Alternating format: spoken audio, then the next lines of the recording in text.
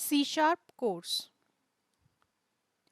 We write C#, C hash, but we pronounce it C#.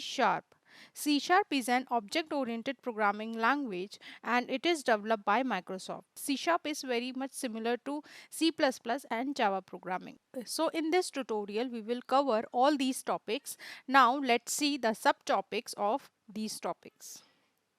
C# Basic. In this section, we will learn how to apply comments for codes, how to declare and use variable, and how to accept input from users.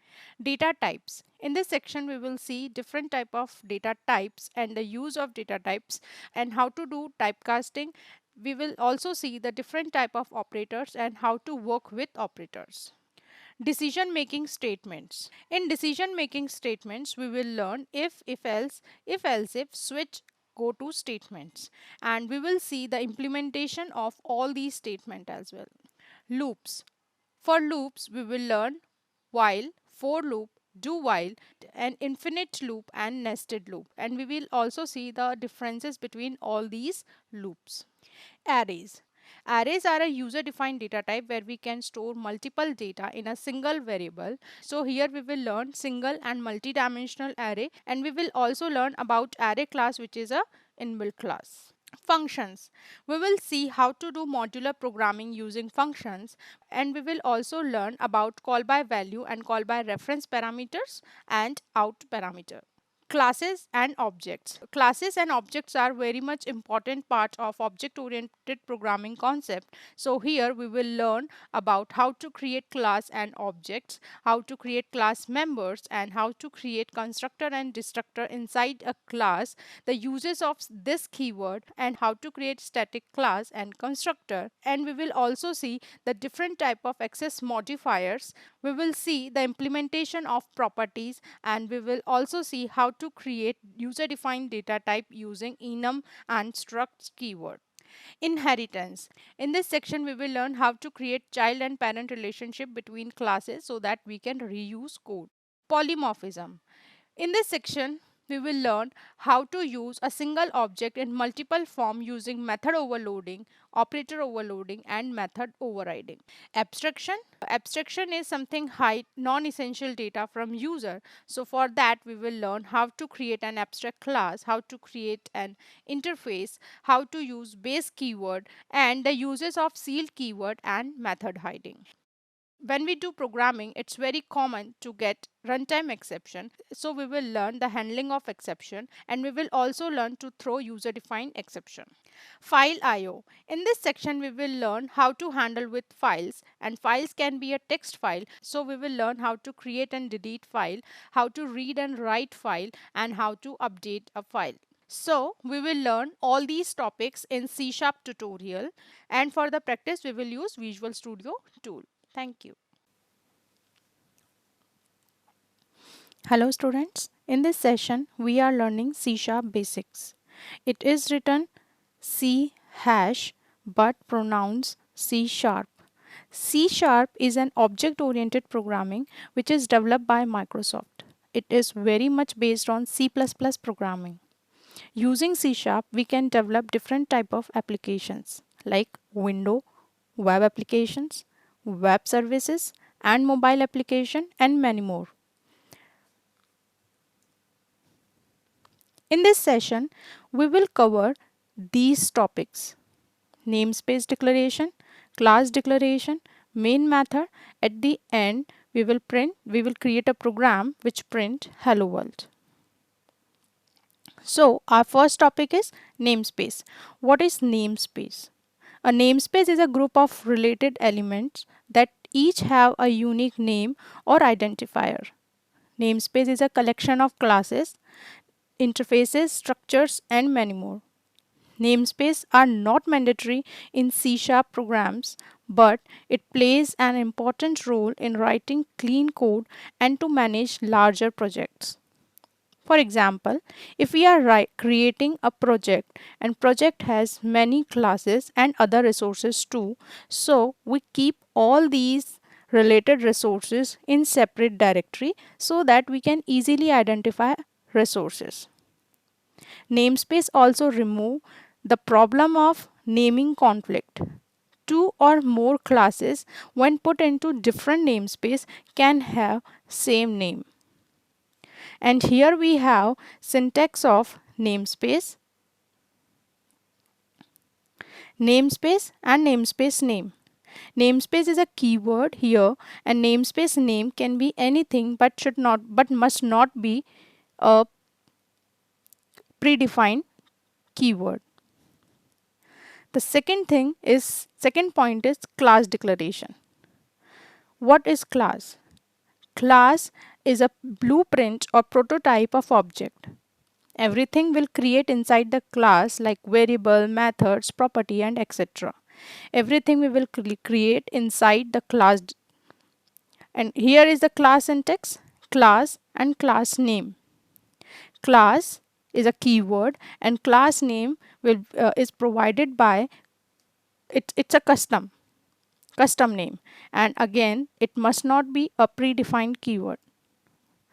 Next point is main method. What is main method?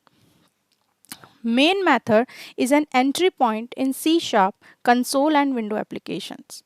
It is the first method which gets invoked whenever an application started, and it is present in every C# executable file. And here is the syntax of the main method: static void main. Main is the name of the method. It takes parameter of string array of strings, and this is not compulsion, this is an optional. Now we will create a program to print hello world. To print this program, we will use Microsoft Visual Studio. I'm using version 2015, professional 2015. You can use if you have other versions, like if you have Visual Studio 2019, you can use that too, but here I'm using 2015.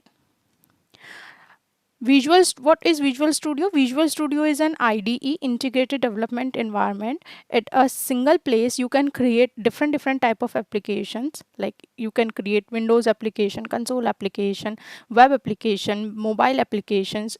Every type of application you can create on this single IDE, on this single platform. To create a program, what we need to do, first we will go in File, New, Project.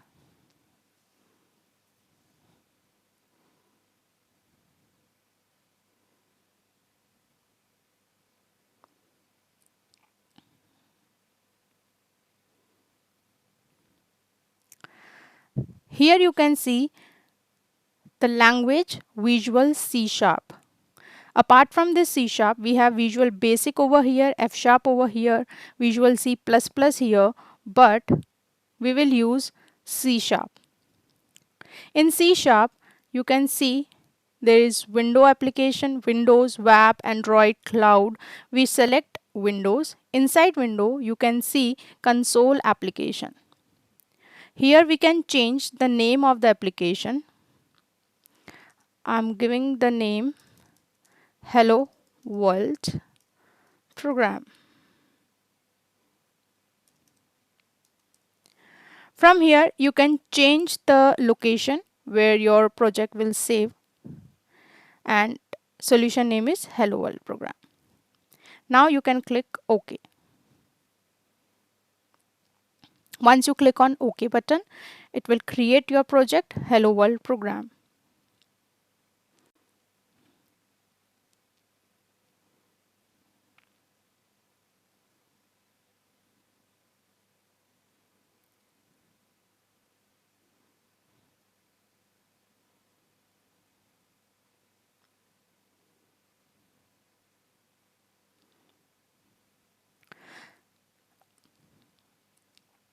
So here you can see this is a class, or this is a file which name program.cs.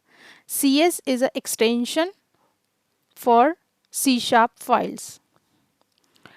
Inside this class you can see using systems, using system dot collection framework. So what all these things? These are inbuilt namespace. These are the inbuilt namespaces which are already available on this IDE, Visual Studio, or you can say in .NET Framework. For right now, we don't need to use, we don't require all these namespace. We just require using system. This is the basic namespace which is required for print a simple program hello world. Here you can see the namespace as we see. So the syntax namespace, namespace name. Namespace is a keyword, and here the name hello world program which we given when we were creating this project. Inside this namespace you can see class program. Program is the name of class, and class is a keyword. Inside the class you can see there is a method called main, which we have seen the syntax static void main and the parameter string args. You can create with any name inside at the place of args. You can pass anything and string, but it should be string only. But this array is also an optional part. It's not a mandatory part. Now we need to print hello world. So how we will print that? We will write console dot write line.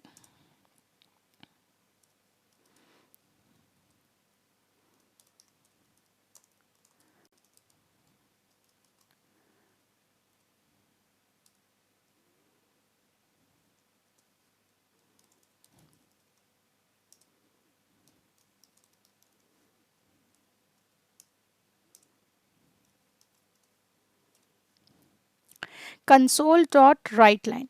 What is console? Console is a class. Console is a class which comes from system namespace. WriteLine is a method which declared inside console class. What WriteLine do? WriteLine is used to print this method, and this line is equivalent to /n, which will come back in next line. It will put your cursor in next line. Why we are using console readline? Console again a class, readline again a method which is declared inside console. Readline is used to get inputs. So why we declared here readline? Because we are not using anything, we are not taking any input. So why we are using this readline here? Here readline is using to hold your output screen. I'll show you what it is working over here. Here you can see there is a start button. When you click on this, it will show you the output. The output you will see on console window, or you can say it's a command prompt window.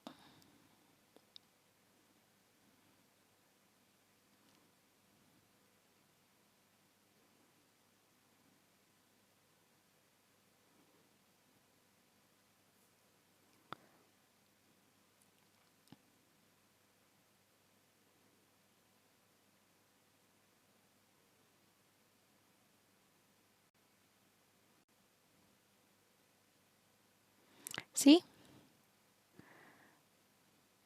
console.writeLine.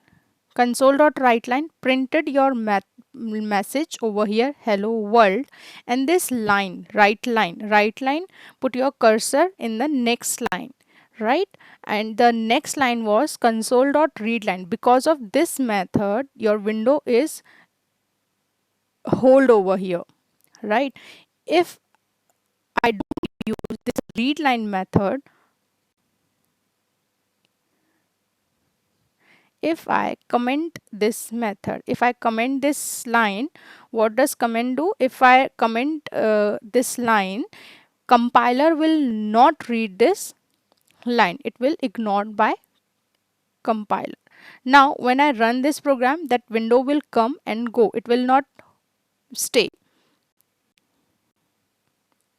See? So that's why we use this read line.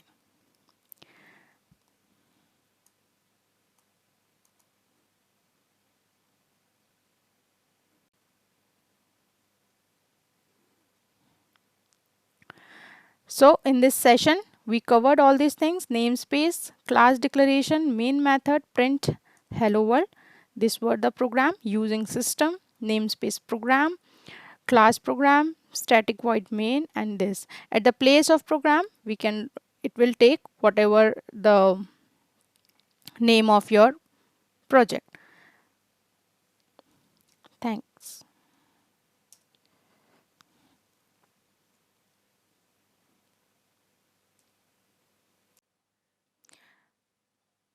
Comments. In this video, we will learn comments and types of the comments. What is the comment? Comments can be used to explain C# code and to make it more readable. Compilers ignore the comment entries and do not execute them.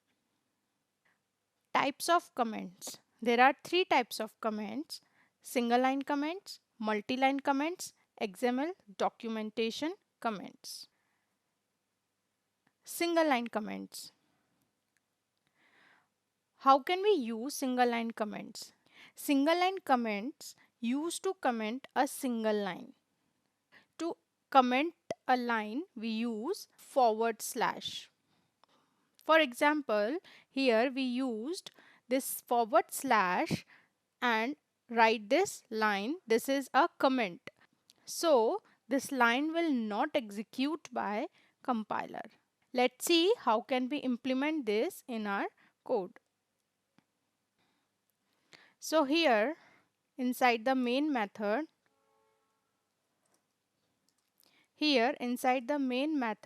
I'm writing a single statement: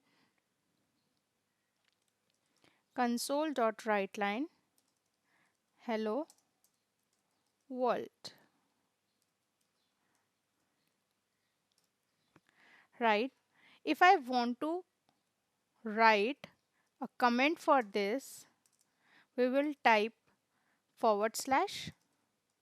This is a comment, right? And after that, console.readLine.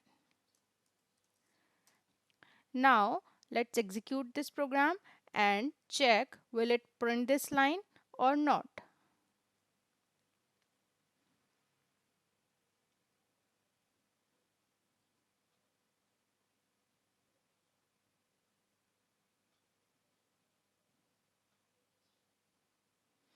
See, the result is hello world.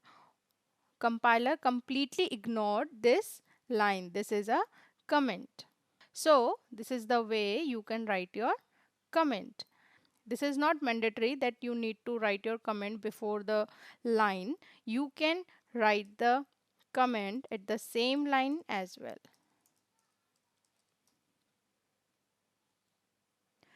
Our second type is multi-line comment. Multi-line comments are used to comment more than one line.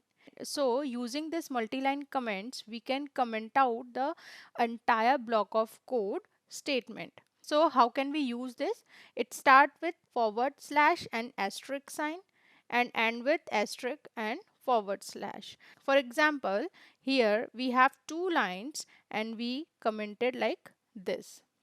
Let's see how can we implement this in code. So here we will use multi-line comments / and asterisk and asterisk and /. Between these / we will write our comment.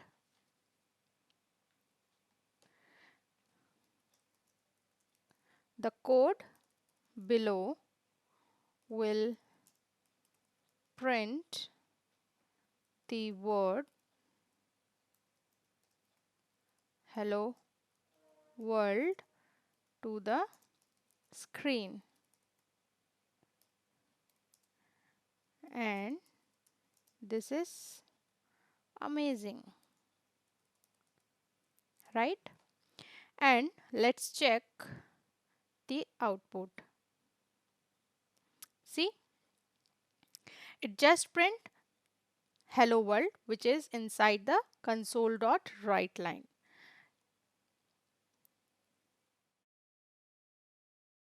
So this multiline comments can be used to comment a block of code. So for example, if I have a loop int index equal to 0, index less than 10, and index plus plus.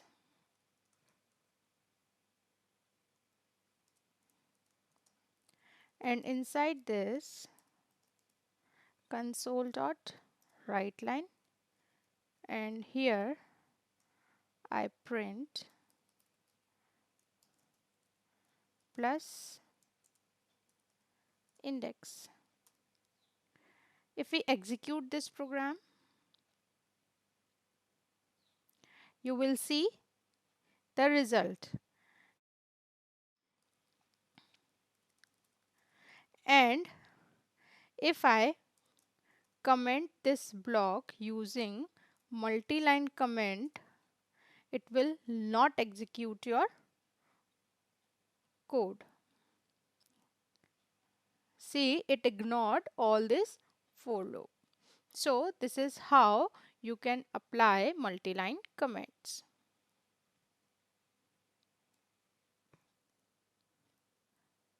So our third type is XML documentation comments.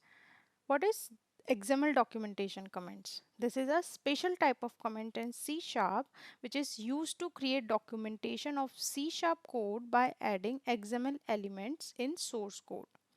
XML documentation comments, like all other comments, are ignored by compiler, but they are special because they can be processed by the compiler to generate an XML documentation file at compile time.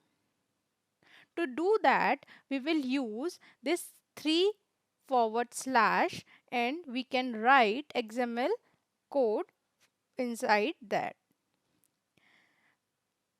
Let's see how can we implement this in our code. Here inside this class we will create a method public int result,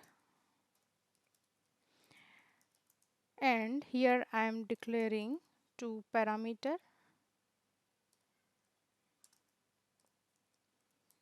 Because the return type is int, so it will return int value which is I plus j. Now for this method I will create XML documentation comment. So how we will create that? We will type here 3 forward slash.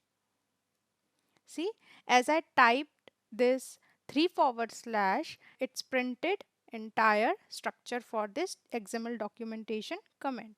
So here in between summary tag we will write the purpose of this method. So here I am writing result method for getting result. Then this param tag define this parameter.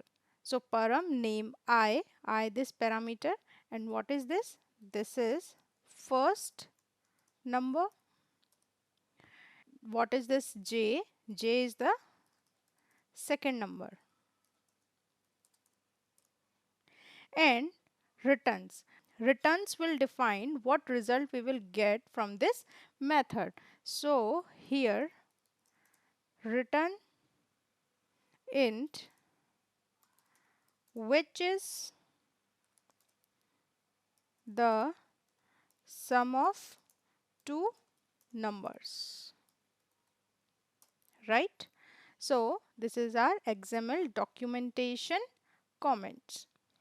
Here inside main method we will write object for this class, and then we will call this result method. Class name is XML comment equal to new XML comment, and here We will call this method. I'm passing here 3 and 4. So this result method will return int type of value. So what we need to do here, we need to create a variable which will store the result of this method. So we will create int sum. So it will go inside this method and return the sum of x plus y, and that will store inside the sum variable. Now console dot write line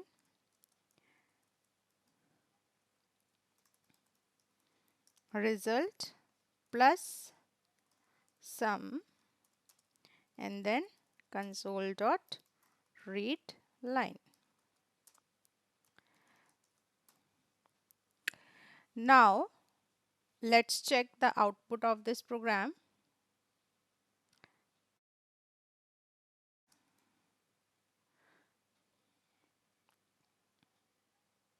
See, the result is 7. So this is how we will create XML documentation. So here you can see the note. The summary tag provide the information about the defined a type or member. Param tag is method parameters, and return tag describe return type of a method. And in this video we had learned about C# comments and the type of comments, which is 3 types of comment: single line comments, multi-line comments, and XML documentation comments. Thank you. Variables. In this video, we will learn variables, different types of values for variables, declaring variables, and at the end we will see important points. What is variables? Variables are which vary some values. A variable is nothing but a name given to a storage area that our program can manipulate. Each variable in C# has a specific type which determine the size and layout of the variable's memory. Different type of values for variables. In C#, there are different types of variables. For example, int. Int stores integer. It does not store floating point numbers, but it can store positive and negative numbers like 123 or minus 123. Double. Double stores floating point numbers with decimals, and it also can store positive and negative numbers like 19.99 or minus 19.99. Char. Char stores just a single character, and it always surrounded by single quotes. Strings. String stores text, and it always surrounded by double quotes. Bool. Bool just stores two values, true and false. Let's see how can we implement variables in C# code. Inside this main method, we will declare variable like this: int, which is data type of C#, then space, then variable name, and then we can assign value. So here int is a data type, mynum is a variable, equal to is a assignment operator, and 18 is a value. Always remember that variable cannot be a keyword, like it cannot be class, static, void. It always be a custom name, and it must start from a character.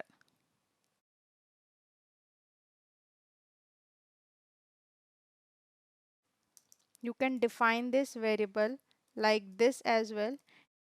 First the declaration of the variable, and then assignment of the variable.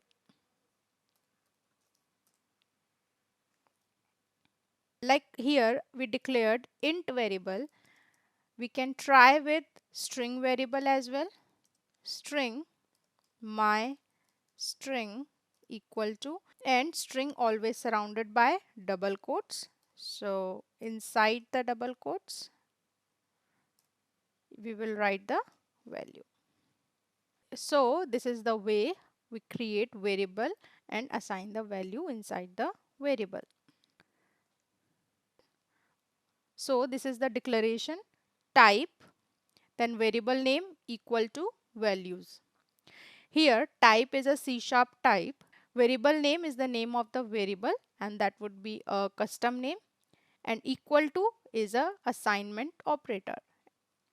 We just declared our variables in C# like this. Int mynum equal to 15. So 15 is a value which store inside mynum, and we had just seen this as well. Important point. If you assign a new value to an existing variable, it will override the previous value. For example, if we assign mynum with 15, if we assign with 20, then 20 will override the value 15. So the final value should be 20. So if you don't want others to overwrite your existing value, so in that case we use const keyword. The full form of const is constant. So how can we use it in code?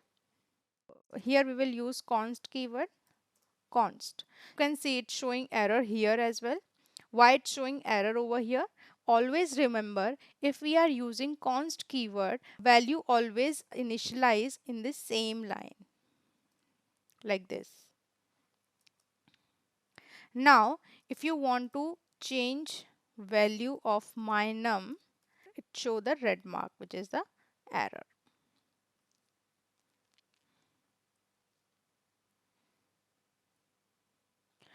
So in this video, what we had learned, what is variable, different type of values of variables, how to declare and initialize variable, and how to use const keyword. Thank you. User input. In this video, we will learn getting user input. Getting user input. We had already learned that we use console.writeLine to show output. Now we will use console.readLine to get input from user. For example, console.writeLine enter name, then string name equal to console.readLine. Here console.writeLine will print this message, enter your name, and then console.readLine will get input from console window and store that value inside the name variable. And then we print that name variable using console.writeLine. Let's see how can we implement this in our code. Here inside the main method, we will write console.writeLine enter name, then string name equal to console.readLine, then console.writeLine your name is plus name. So, and at the end console.readLine. So when we execute this program, first it will show the message enter name. Then when you enter your name on console window, console.readLine read that name from command prompt and then store that value inside the name variable. And then console.writeLine print that variable on your command prompt. Let's see how it works.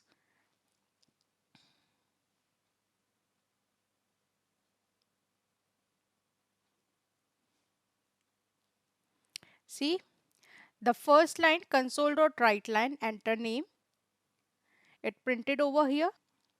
Now you can write your name and then enter. Your name is Swati. When you write your name on command prompt, console.readLine read that name from command prompt and stored that value in name variable. Then when you press enter button, console.writeLine print that name on command prompt. So this is how console.readLine works. Always remember, console.readLine reads data from command prompt as an string format. If you want to store data in int variable or double variable, for that what you will do? Let's see. I am writing console.writeLine, enter your age. So age would be a int type of variable. So int age equal to, if I write over here console.readLine, you can see it's showing error over here. What is the error? Cannot implicitly convert type string to int. As I mentioned, console.readLine just read data as an string format. So what we need to do to get value as an integer format?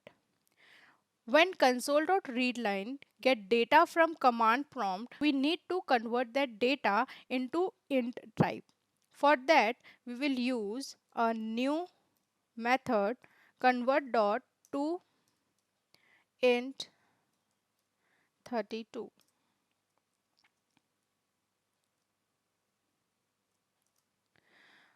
Here, convert is a class which comes from system namespace, and toInt32 is a method which is defined inside convert class.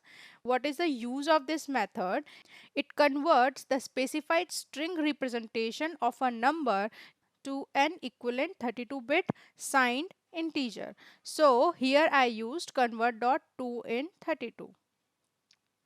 Now console.writeLine, your age is plus age.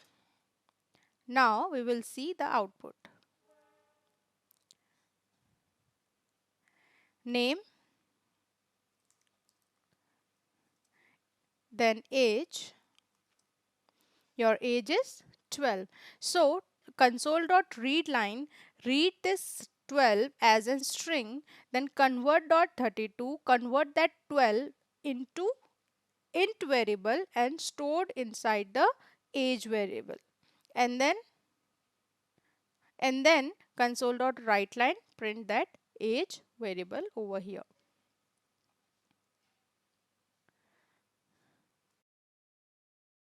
So in this video we had learned how to get input from user. Thank you. Data types. In this video we will learn data types, types of data types, built-in data types in C#, value type and memory allocation, reference type and memory allocation, consolidate view of memory allocation. What is data types? C# is a strongly typed language. It means we always need to declare variable with data types, so that compiler can identify the type of variable, the size of variable, and where it will going to store that variable, such as integer, float, decimal, text, etc.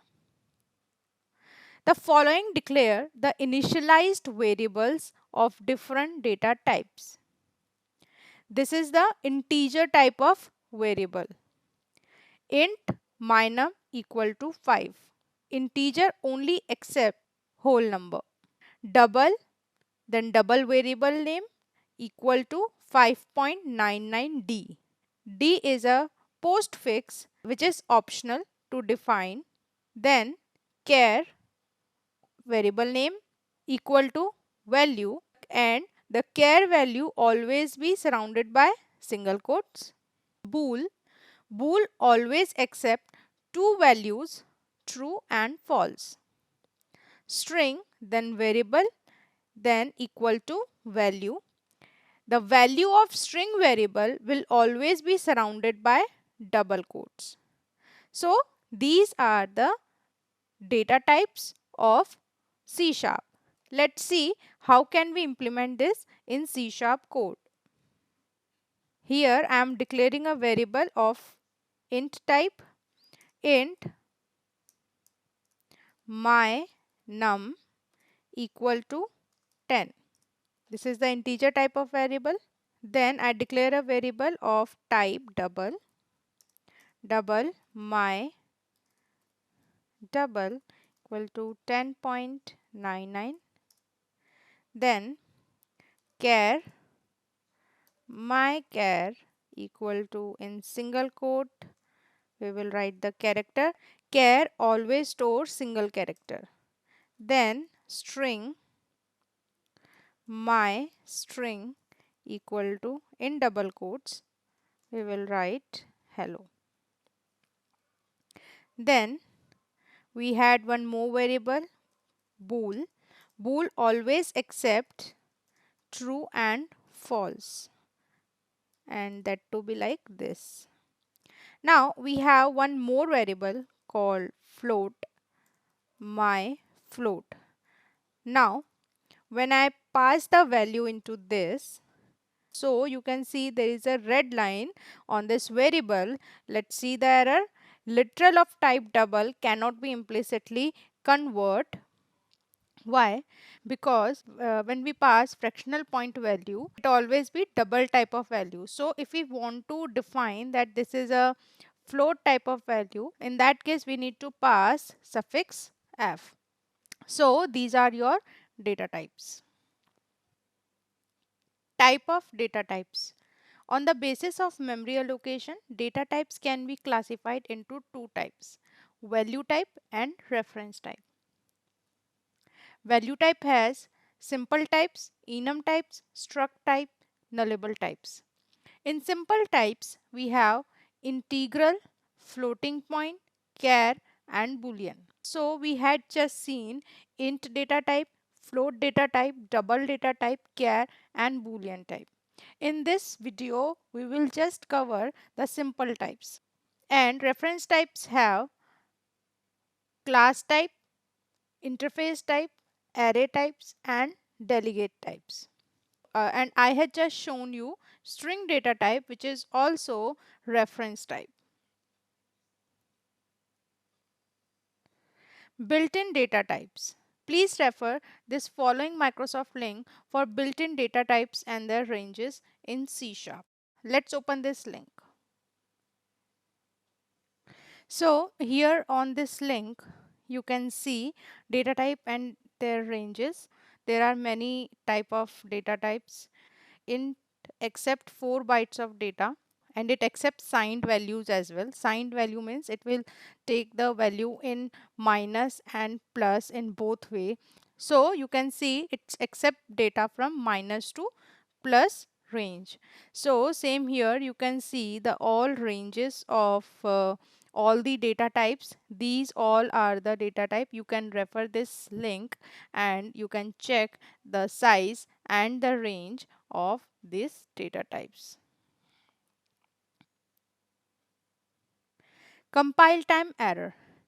Each data type includes value range. As we had just seen that every data type has a specific range for storing data. So if we give value more than that range, so compiler will give you error. Like here, int I equal to, we provide this value, so it will throw a compile time error that cannot implicitly convert type long to int. So whenever you pass value in particular data type, always remember the size and the range of that variable. Let's check this compile time error. Here we have this variable int my num. I'm passing value here, right? Now you can see there is a red line mark, and you can see cannot implicitly convert type long to int, an explicit conversion exists, right? So when you try to compile this is also give you an error.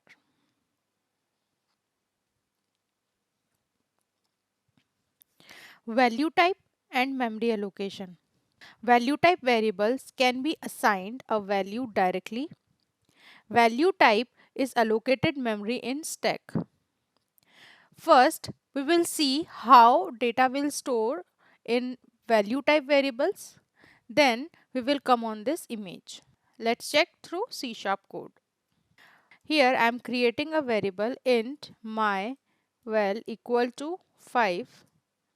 Then I am creating a new variable int my var equal to, and assigning this my val into this variable.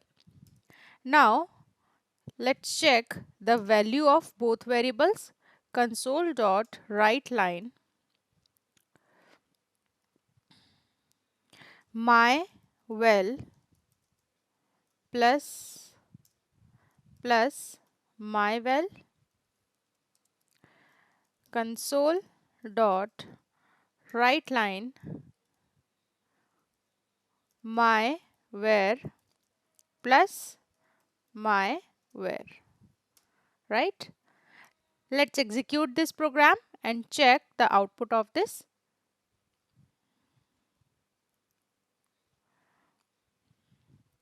You can see the result is myval 5, myvar 5. Now let's change the value of myval. Myval equal to 10, right?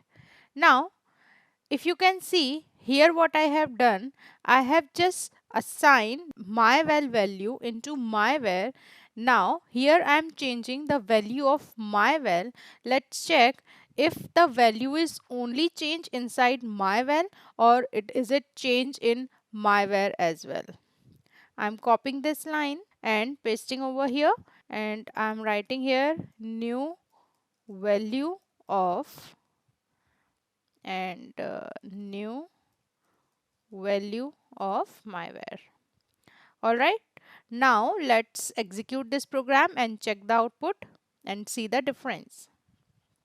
Here first you can see myval and myvar value was 5. Now when I change the value of myval, it's only changed into myval, it doesn't change in myvar. Now let's understand by this image. When I create a new variable of value type, it's stored in stack memory. And if I again create a new variable of value type and copy the value of myval into myvar, in that case that myvar will get a different space in stack memory.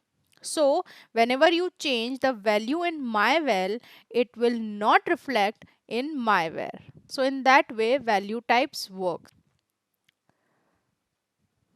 Reference type and memory allocation. The reference type do not contain the actual data stored in a variable, but they contain a reference to the variable. Reference type is allocated memory in heap. Let's first understand this concept by program, then we will come on this image. So here in the same program, I am first commenting our previous code. Now inside this program and outside of main method, here on the class level, I am creating a variable int myval, right? Now inside the main method, I am creating object of program ref type equal to new program, and ref type dot myval equal to, I'm assigning it with 5. Now here I am printing console dot write line my well plus, here I'm passing ref type my well. Alright, let's check the output of this. It is 5. Now let's again create a new reference for this program class. Program ref type 1. So here what I will do, in program ref type 1, I'll passing this ref type. So now I'm calling that class level variable by using this ref type 1 dot my well equal to 10. Now I'm calling this variable console dot write line.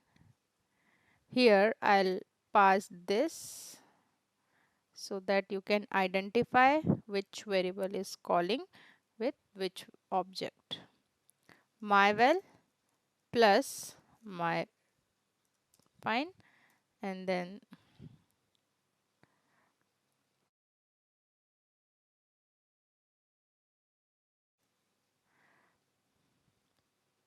my ref type 1 dot my well, and here my well.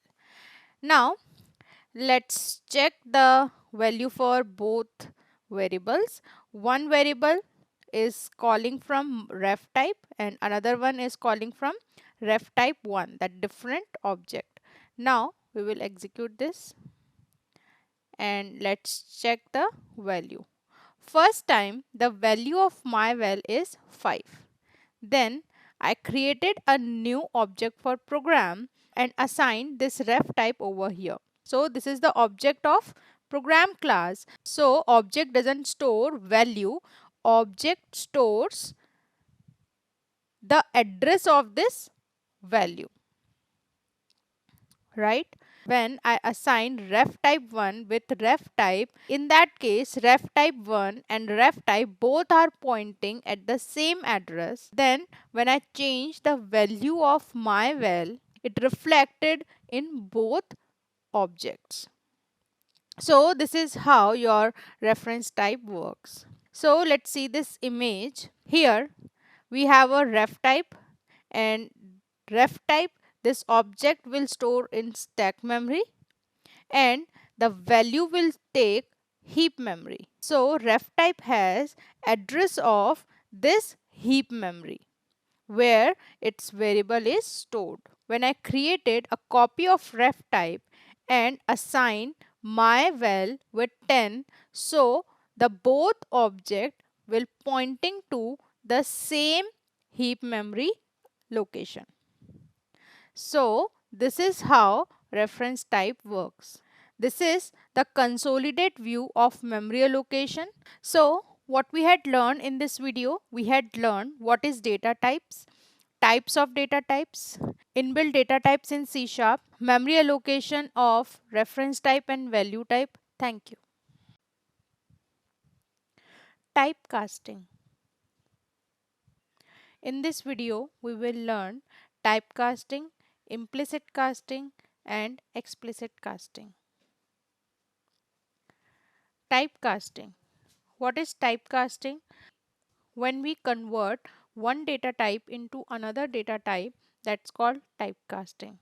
There are two types of casting, implicit casting and explicit casting. Implicit casting. What is implicit casting? Implicit casting is the safest typecasting.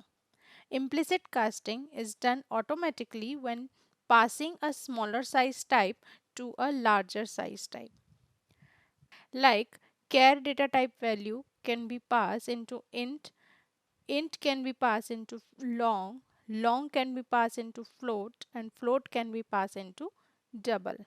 For example, here we declared int variable and assigned by 9, and in the next line we are trying to pass integer value into a double type of variable.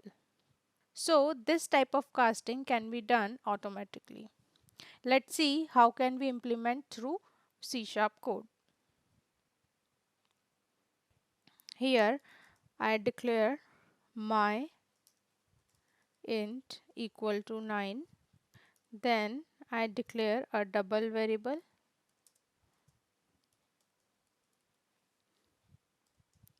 and I will assign my int into my double.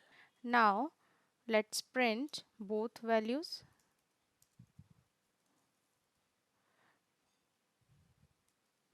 Like this.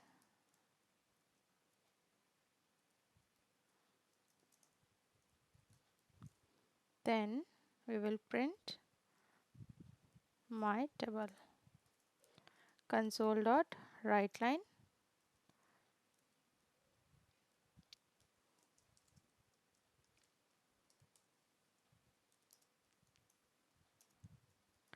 Now console dot read line. Now let's check the output of this program.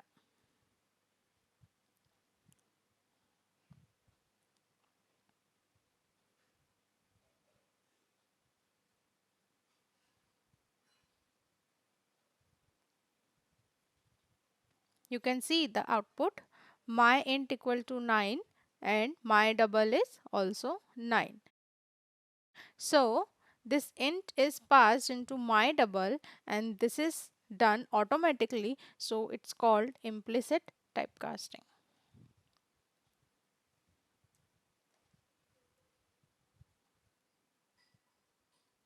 So our next type is explicit casting. What is explicit casting? Explicit casting is a conversion between larger type to smaller type. It must be done manually by placing the type in parentheses in front of the value.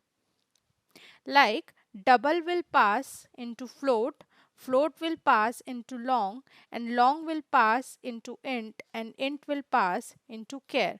So in that case we need to do explicit casting. For example, here declared a double variable and assigning value 9.78. So in the next line we are trying to pass double value into int variable. For that we use this casting. So this type of casting is called explicit casting. Let's see how can we implement this in our code. Here we will implement explicit typecasting. Here I am declaring a double variable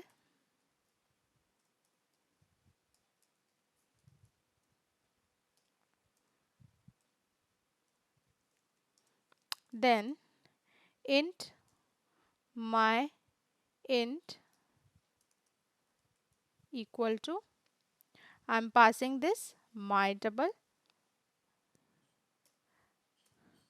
Now you can see this red line and you can see the error in tooltip, cannot implicitly convert type double to int, and explicit conversion exists. So what we will do here, we will pass int in parentheses.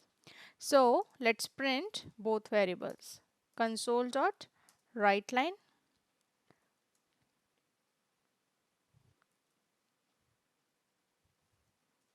my double, then console dot write line my int.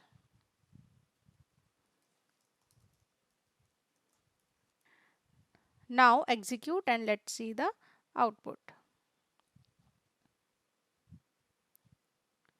You can see the result, my double value is 9.78 and my int value is 9. So the important point is here, when we do explicit typecasting, there is a possibility of data loss because integer cannot store fractional numbers.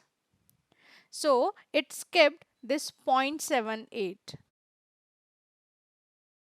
So if we do the same assignment with float variable, then let's see what will happen.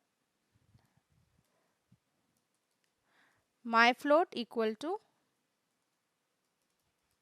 float and my double. Then one more console.writeLine for float variable.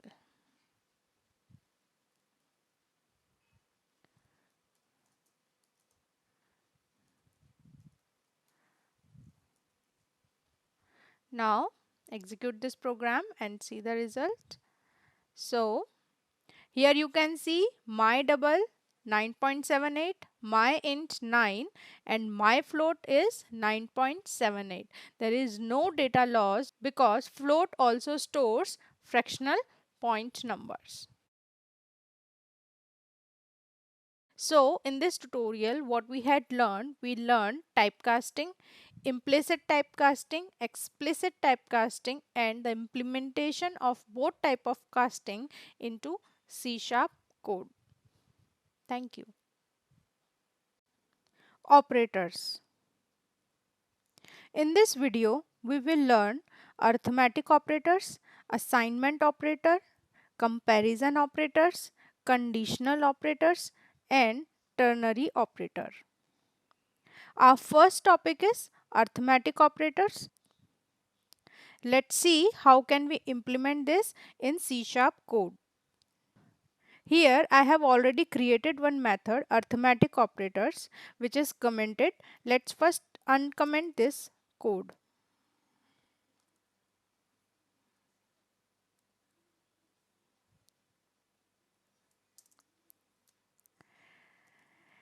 Here in this method what I have done, first I write code to accept data from user. For that I used convert.toInt32 and inside that I wrote console.readline. As we had discussed in previous video that convert.toInt32 will convert string into integer. So here I did multiplication. For multiplication I use this asterisk sign and after this I am using console.writeLine to print this multiply variable. After the multiplication I use this plus operator for addition and then I am using console.writeLine to print addition. Then our third operator is subtraction. Here I am doing num1 minus num2 and then I use console.writeLine to print subtract. Then I use division sign for division. Here I am doing num1 divided by num2. After that we are using modulus operator. There is a difference between divide and modulus. Divide returns quotient part and modulus return the remainder part. Now I want to execute this method so we can see the output. But before doing that we need to call this method inside the main method. So we will come here in main method, then we will create object of program class. Program equal to new program and then program dot arithmetic operators and then console dot readline. Now let's execute this class and we will see the output.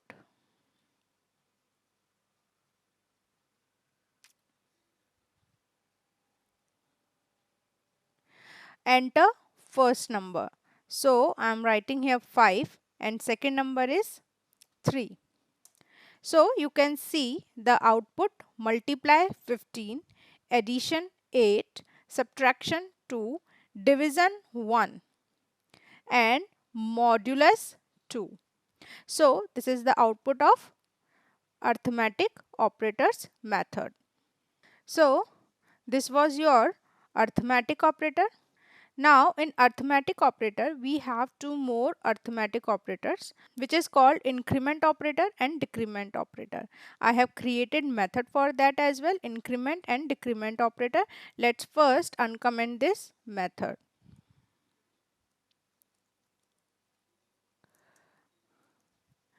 Plus plus called increment and minus minus called decrement. So what does plus plus do? Plus plus increment your value by 1 and minus minus decrement your value by 1. Increment and decrement operator has two types, post and pre. Here you can see post increment and this is post decrement. Here you can see pre increment and this is pre decrement. Let's check this program.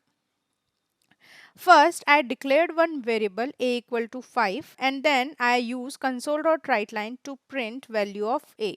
Then I use I++ inside this console.writeLine method and then again I print a variable. Then I used ++a, which is pre-increment operator, and then I print a. As I have done for increment operator, the same code I written for decrement operator. Let's execute this program and we'll check the output for this method. For that, we need to call this method again inside the main method. So, how you will call this? First, I will comment this method, our arithmetic operator. Then I call program dot increment decrement operator. Now we will execute this method and check the output.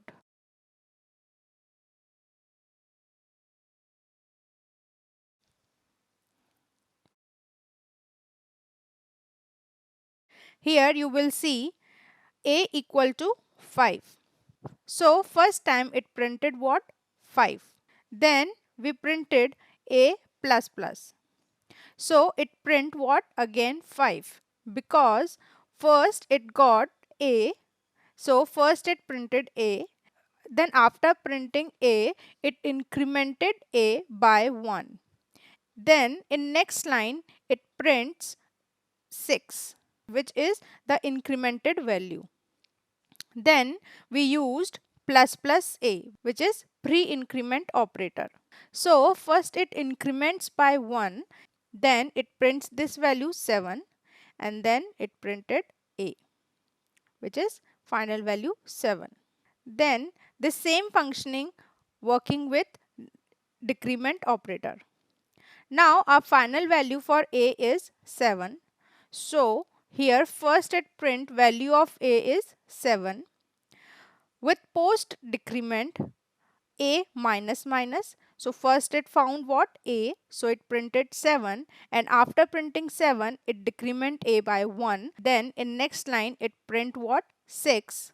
Then we used pre-decrement operator. So first it decrement a by 1. Then it printed 5. Then in last line we printed a. So it printed the final value is 5. So this is your increment decrement operator. Our next operator is assignment operator. What is assignment operator? Equal to is assignment operator. Let's see in C# code. Here you can see a equal to 5. Here equal to sign is used to assign 5 into variable a. So this is your assignment operator. Our next point is comparison operators. Let's check how can we implement this. So here you can see I have a method comparison operator. Let's first uncomment this method.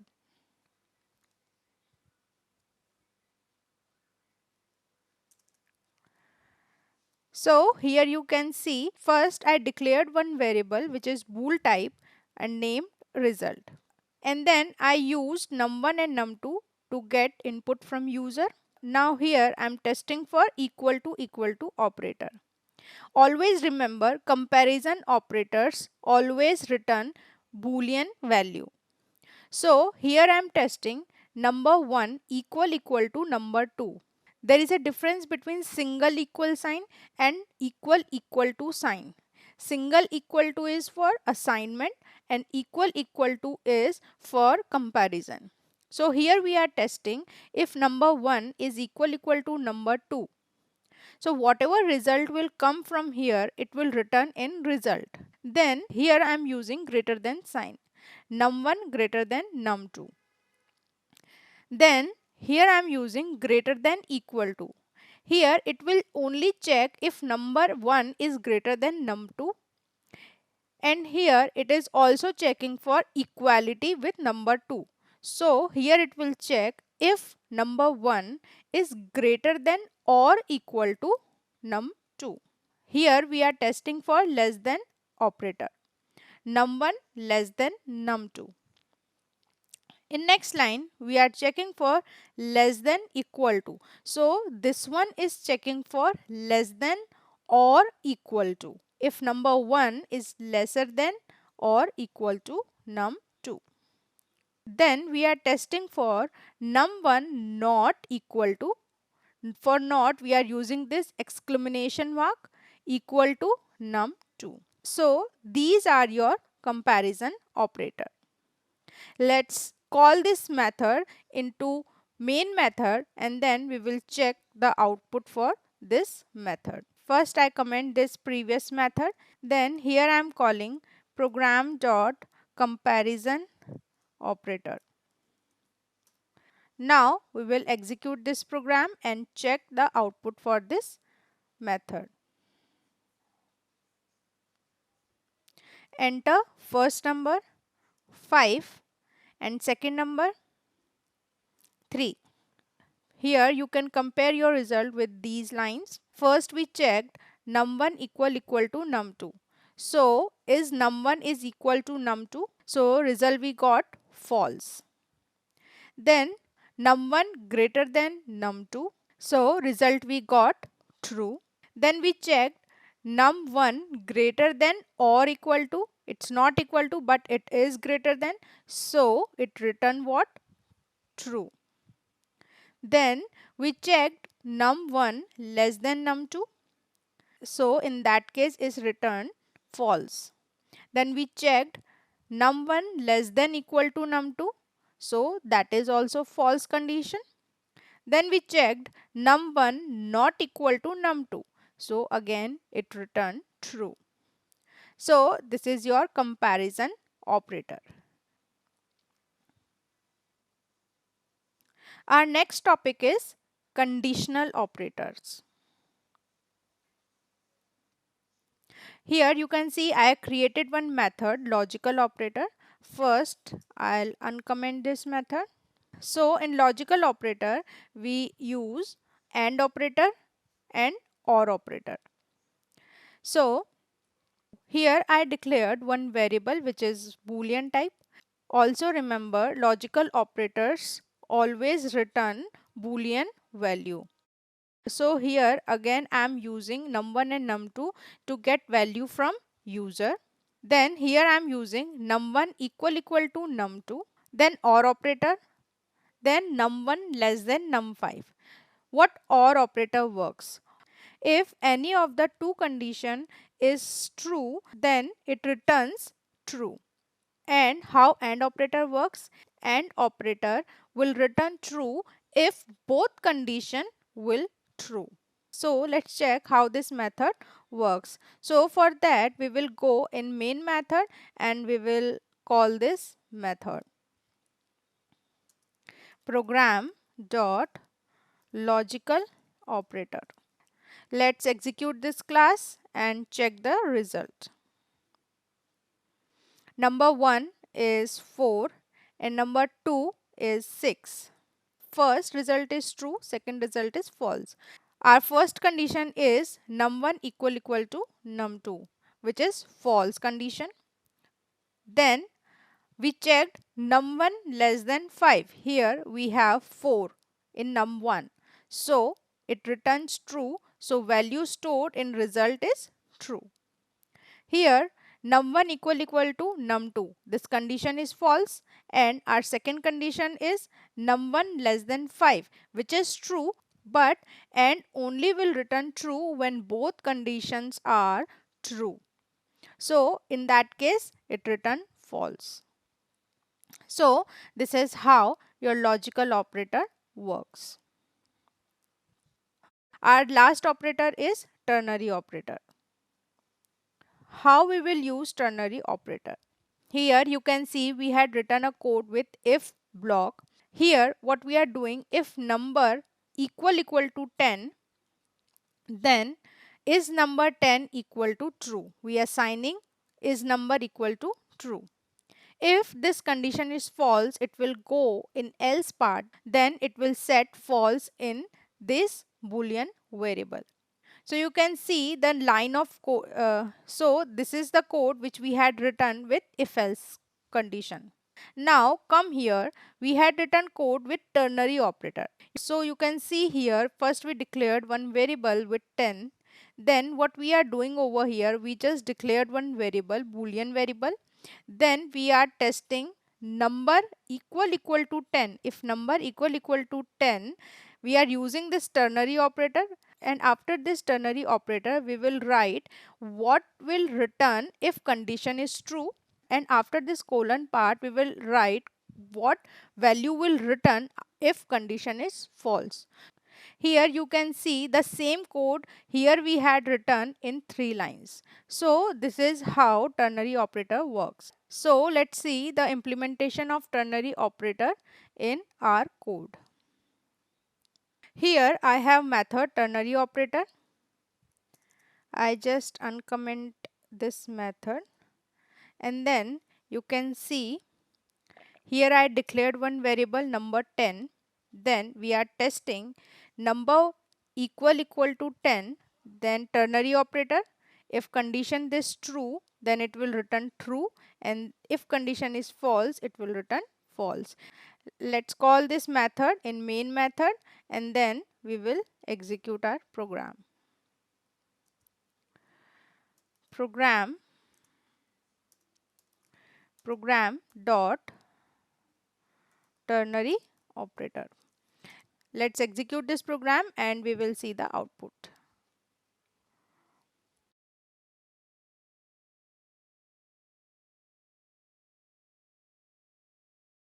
So number is 10, that's why it's written true. So this is how your ternary operator works. So in this tutorial, what we had learned operators in C#. Thank you.